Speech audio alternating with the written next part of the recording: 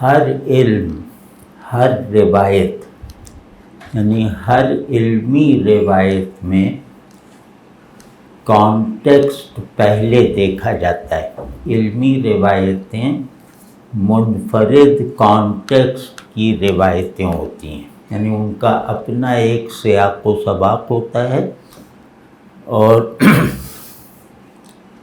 وہ سیاق و سباق کا جو پرائمری حصہ ہے وہ مطلق کانٹیکسٹ ہے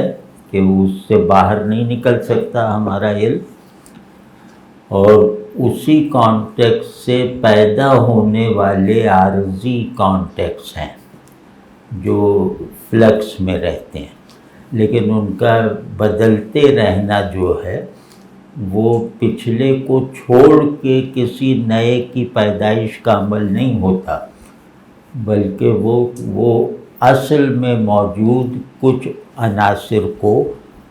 جو پچھلے کانٹیکسٹ عارضی سیاق و سباق میں نہ آ سکے ان کو ابھارنے کا ہوتا ہے۔ تو مثال کے طور پہ جیسے ہمیں معلوم ہونا چاہیے کہ خوبصورتی کیا ہے، بدصورتی کیا ہے، یعنی یہ جو حسن و قبح ہے یہ پیشگی سیاق و سباق ہے، اور جمالیات کا سارا علم جو ہے وہ اس کانٹیکسٹ میں ہے جو اس کی روایت نے اسے فراہم کیا ہے۔ پہلے جدت پسندی کو کسی بھی روایت میں پسند نہیں کیا جاتا تھا کہ آپ جزوی طور پر جتنے چاہے نئے نکات نکال لیں، لیکن اصولی طور پر اگر آپ ذرا بھی ہٹے نا تو وہ روایت آپ کو خارج کر دیتی تھی، اور کسی دوسری روایت میں بھی آپ کو داخلے کی اجازت نہیں تھی، وہ فلسفیانہ معنی میں کہہ رہا ہوں۔ تو اب حسن اور بدصورتی یہ جیسے دو اوریجن ہیں، یعنی میرے شعور جن اوریجن پر کام کرتا ہے ان میں ایک اوریجن یہ ہے کہ حسن کیا ہے، بدصورتی کیا ہے۔ تو اب میں ایک خاص روایت میں پلا بڑھا ہوں، ایک خاص علاقے میں رہتا ہوں، ایک خاص قوم کا فرد ہوں، مطلب اپنی روایت کے حدود طے کر رہے ہیں، اور ایک خاص بائنڈنگ نظریے کا جو ایک ڈیسائسو ورلڈ ویو دیتا ہے اسے ماننے والا ہوں، ٹھیک ہے نا؟ تو اب میرے اندر جو اصولی فرق ہے حسن و قبح کا، یعنی جمال اور بدصورتی کا،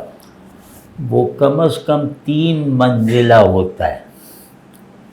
کہ ایک وہ کہ جو جسمانی حسن ہے یا فزیکل حسن ہے یا مٹیریل حسن ہے، کہ بلڈنگ حسین ہے اور آدمی خوبصورت ہے،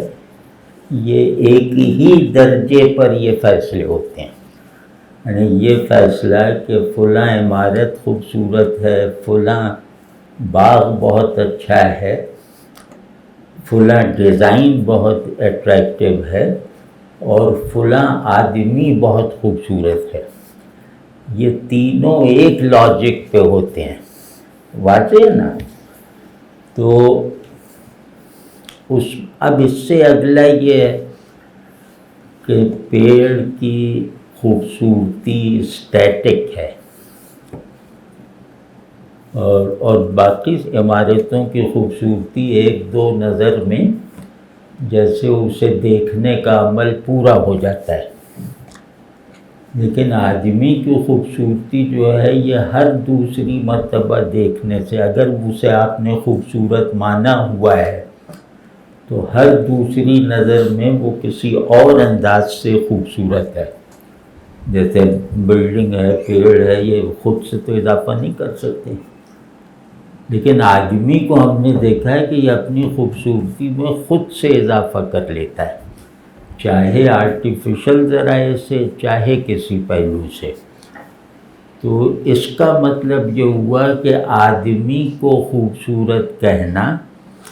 کسی بلڈنگ کو خوبصورت کہنے کے مقابلے میں ایک مختلف بنیاد پر وجود میں آنے والا فیصلہ ہے۔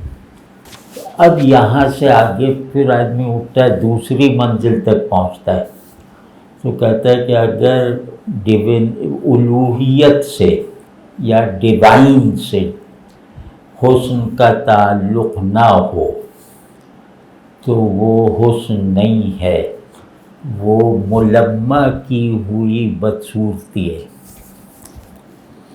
اب وہ اپنی پچھلے جو حسین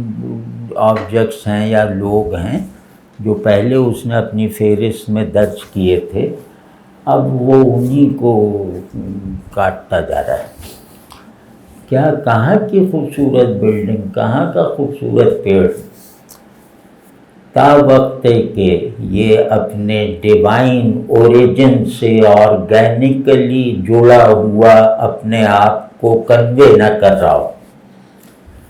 تو وہ ظاہر ہے ایک کنکر بھی ہے، وہ ڈیوائن ریلیشن سے پہاڑ سے بڑھ کر ہے، اور ایک پہاڑ ہے جسے الوہی نسبت نہیں حاصل ہے تو وہ ذرے سے کمتر ہے۔ تو یہاں آ کے پتہ چلتا ہے کہ حسن صرف صورت تک محدود نہیں ہے، یعنی جمال صرف فارم تک محدود نہیں ہے۔